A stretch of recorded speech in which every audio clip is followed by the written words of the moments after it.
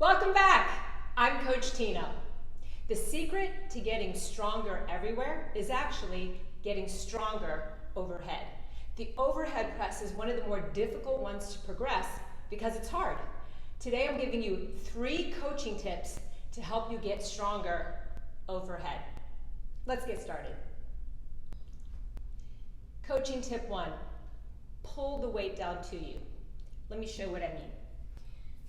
This can be a kettlebell or a dumbbell. It actually doesn't matter. This is what matters. Once you press the weight up above you, don't let gravity pull it down.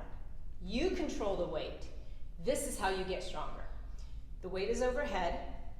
I will pull the weight down to me. I'm controlling the descent against gravity. That's where the secret work is done for strength.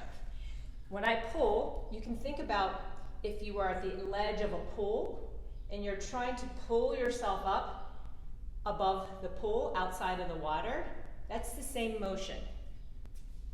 Once you have the press, pull the weight down to you. That will create strength. Set that down. Coaching tip number 2 for overhead strength. The wedge. The weight should not be in front of you, to the side. It might not feel that way, but when you look in the mirror, you can tell if the weight's in front of you. You are fighting against gravity, so the most powerful position, if pushing a weight up or bringing it down, is to wedge our body under the weight.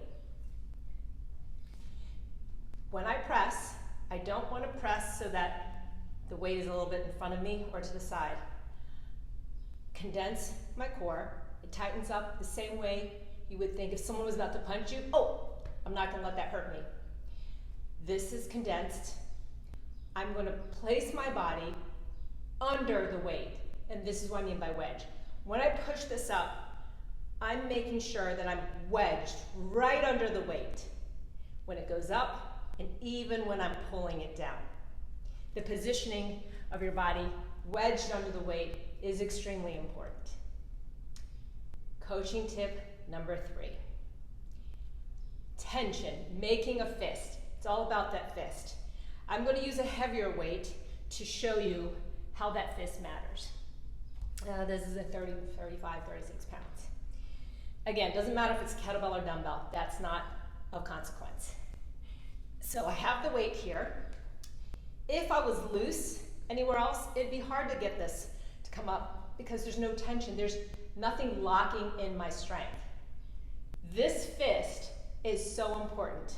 And while you're watching this thinking, oh yeah, I'll easily remember that. I commonly see in training, people forget this because they're so focused on this. Create tension everywhere. The fist, tight. This will always be tight. My legs are tight, but this will translate into tightness everywhere. Tight fist, tight here, and press. This can't be loose because everything else will leak out. Tight fist,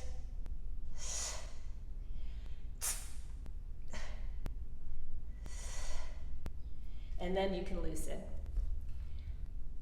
Try those 3 techniques. Focus on one at a time if you've never heard of these.